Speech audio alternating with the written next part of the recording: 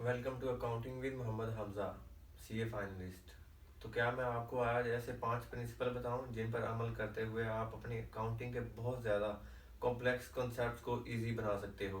ये 5 प्रिंसिपल ऐसे हैं जो तकरीबन हर जगह पर फॉलो हो रहे होते हैं। अगर हम इन्हें जहन में रखकर अपने सवालात को हल करें या अकाउंटिंग को समझने की कोशिश करें तो ये हमारे लिए बहुत ज़्यादा आसान हो जाता है। तो चलिए शुरू करते हैं। ये 5 काउंटिंग के कॉन्सेप्ट्स कौन से हैं और इनके क्या फ़ायदे हैं और किस तरह इनको फॉलो किया जा सकता है। पहले बात करते हैं 5 कौन से काउंटिंग के प्रिंसिपल्स हैं। तो पहला काउंटिंग का प्रिंसिपल है गोइंग कंसर्न प्रिंसिपल। दूसरा है अक्रूवल प्रिंसिपल। तीसरा कंसिस्टेंसी प्रिंसिपल। और फोर्थ वाला matching principle and last prudence principle. तो पहले प्रिंसिपल के बारे में बात करते हैं, गोइंग कंसर्न प्रिंसिपल। इसका नाम सुनते ही जहन में आता होगा कि गोइंग मतलब कोई चीज़ चल रही है। तो जी हाँ, इसका मतलब ही यही है कि हम जब भी कोई कोई भी काउंटिंग की चीज़ को या समझने की कोशिश करेंगे या क्वेश्चन को हल करने की करेंगे तो ये फॉलो करेंगे कि हमारा बिजनेस चलता रहेगा आने वाले सालों में भी, ये हम अज्यूम करेंगे अनलेस के क्वेश्चन में स्पेसिफिकली बताया ना गया हो। अगर बताया गया हुआ है तो हम उनकी इंस्ट्रक्शंस को फॉलो करेंगे, अदरवाइज गोइंग कंसर्न प्रिंसिपल को हम हर जगह पर अप्लाई करेंगे। assumes that business will continue to operate for foreseeable future and does not intend to liquidate or shut down। मतलब कि हम अज्यूम करेंगे कि हमारा बिजनेस आने वाले सालों तक चलता रहेगा, ना हम इसे खुद बंद करेंगे ना ये लिक्विडेट होगा। लिक्विडेट का मतलब होता है कि बिजनेस पर जिम्मेदारियां या लाइबिलिटीज इतनी ज़्यादा बढ़ जाती हैं कि वो उनको पूरा नहीं कर रहा होता या कंप्लीट नहीं कर रहा होता। जिस तरह हम अगर एक बिजनेस बैंक से लोन ले और उस पर इंटरेस्ट पेमेंट्स पे करनी हो या प्रिंसिपल पे करना हो तो वो बिजनेस कंप्लीट ना कर रहा हो या पे ना कर सक रहा हो तो कोर्ट से लिक्विडेशन हो जाती है। जिसे लिक्विडेशन का प्रोसेस होता है कि कंपनी के एसेट्स और इनकम वगैरह सब को कैश में कन्वर्ट करके जितनी भी लाइबिलिटीज होती हैं उनको कम किया जाता है, जिनमें सबसे पहली लाइबिलिटीज नॉर्मली बैंक लोन वगैरह होते हैं।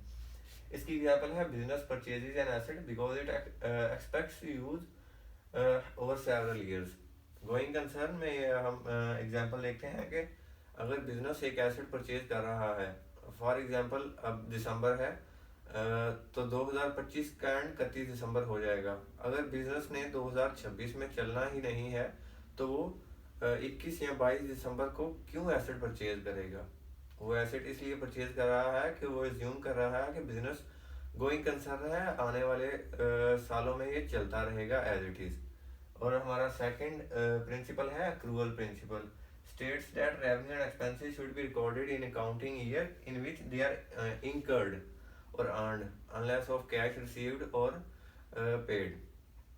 तो अक्रूवल प्रिंसिपल इस बात को फॉलो करता है कि हम एक्सपेंस या इनकम को उस साल में रिकॉर्ड करेंगे जिस साल में वो इंकर हुए या अर्न हुए, इरगार्डो के उसका कैश आया या हमने पे किया। इन दोनों चीज़ों में फ़र्क है।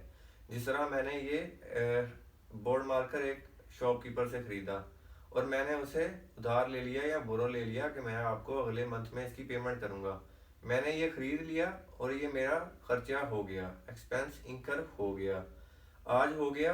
बेशक मैंने इसकी पेमेंट अगले मंथ करनी है तो हम इसके एक्सपेंस को आज ही रिकॉर्ड करेंगे जिस दिन ये हो गया।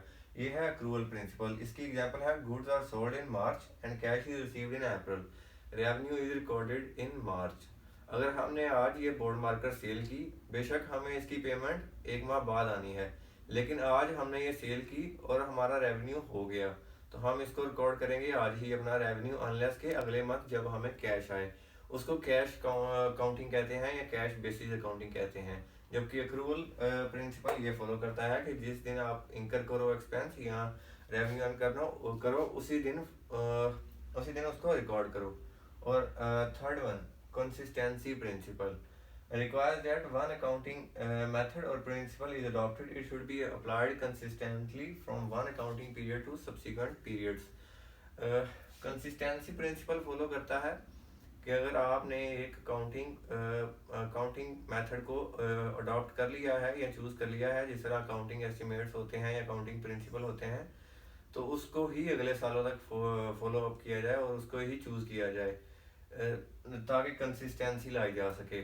जिस तरह फॉर एग्जांपल इसकी है, if a business uses straight line method of depreciation in first accounting period the same should be applied in subsequent periods. अगर हम आज खड़े होकर अपने एसेट को, अपनी मशीनरी को स्ट्रेट लाइन पर डेप्रिशिएट कर रहे हैं, तो हम आने वाले सालों में भी उसको स्ट्रेट लाइन पर ही डेप्रिशिएट करें। तो ये होता है कंसिस्टेंसी प्रिंसिपल। इन तमाम प्रिंसिपल्स के क्या फ़वायद हैं, किस लिए इनको फॉलो किया जाता है, ये भी हम बाद में पढ़ते हैं। पहले इनको समझा जाए कि ये होते क्या हैं। और fourth one, matching principal. Expenses must be matched with revenue they help generate during the same accounting period.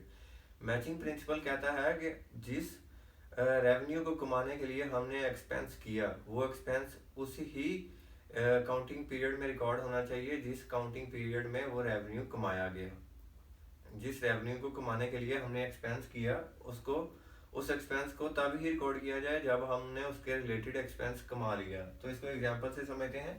If sale revenue is recognised in June, हमने सेल की, उसका उससे आने वाला रेवेन्यू रिकॉर्ड कर लिया जून में। The related cost of goods sold should be recorded in June. उसके रिलेटेड जो भी परचेजेस की होंगी, हमने कोई भी कॉस्ट ऑफ गुड्स सोल्ड होगी, जो चीज़ हमने सेल की उसकी कॉस्ट होगी, उसको उस ही पीरियड में रिकॉर्ड किया जाए जिस पीरियड में वो सेल हुई। तो ये था मैचिंग प्रिंसिपल के मैच करना चाहिए रेवेन्यू और रिलेटेड एक्सपेंस, मैच करना चाहिए सेम अकाउंटिंग पीरियड में। In the last one, prudence principle states that anticipated losses should be recorded as soon as foreseen, but anticipated profits should not be recorded until they are realized. Prudence concept कहता है कि कोई भी liability या कोई भी loss जो हमें होने वाला है, एक्सपेक्टेड है कि इतना होगा, 5% होगा या 10% होगा, उसको हम आज ही रिकॉर्ड कर लेंगे कि ये होगा।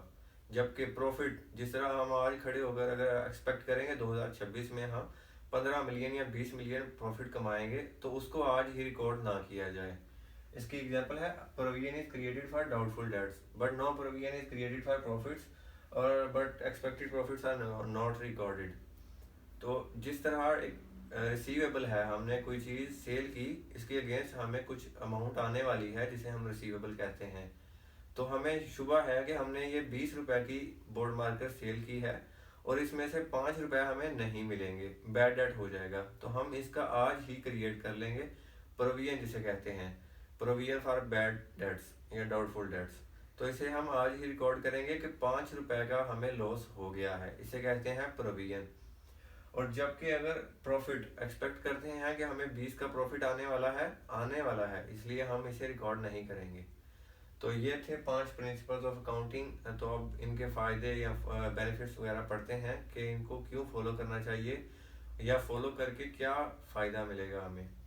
तो पहला है गोइंग कंसर्न। इसको फॉलो करेंगे तो प्रॉपर वैल्यूएशन ऑफ एसेट्स हो सकेगी।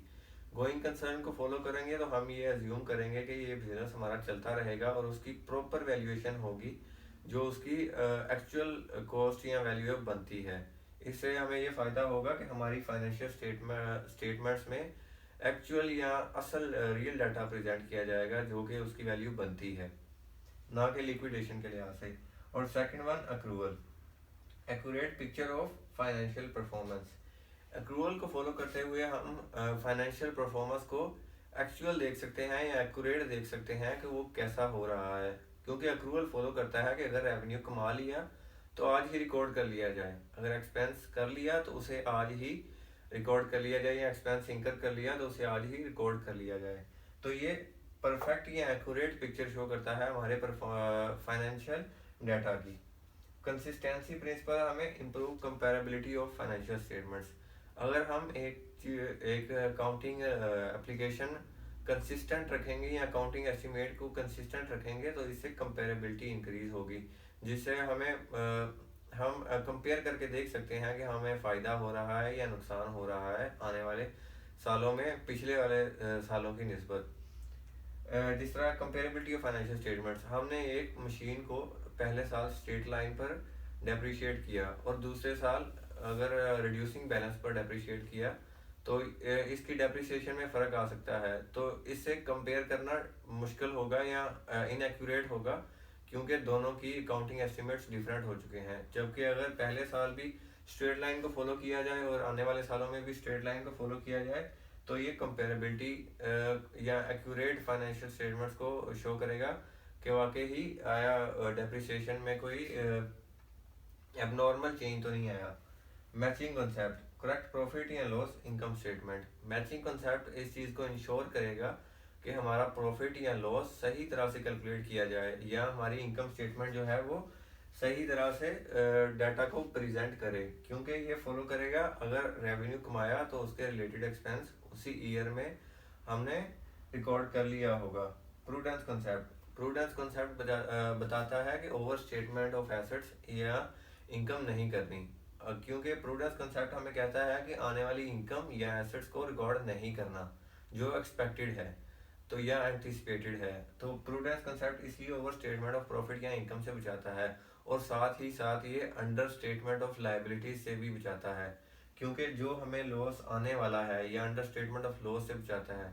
जो लॉस आने वाला है या जो लाइबिलिटी हम पर आने वाली है वो हम आज ही रिकॉर्ड कर लेंगे, ताकि वो कम ना हो, अंडर स्टेट ना हो। और जबकि प्रॉफिट या इनकम को हम आज रिकॉर्ड नहीं करेंगे ताकि ओवर स्टेटमेंट ऑफ एसेट या लाइबिलिटीज शो ना हो, क्योंकि हमने फाइनेंशियल स्टेटमेंट्स का ट्रू एंड फेयर व्यू पेश करना होता है या प्रेजेंट करना होता है, ना कि फेवरेबल व्यू पेश करना होता है जिसमें प्रॉफिट ज़्यादा हो और रेवेन्यू बहुत ज़्यादा आ रहा हो।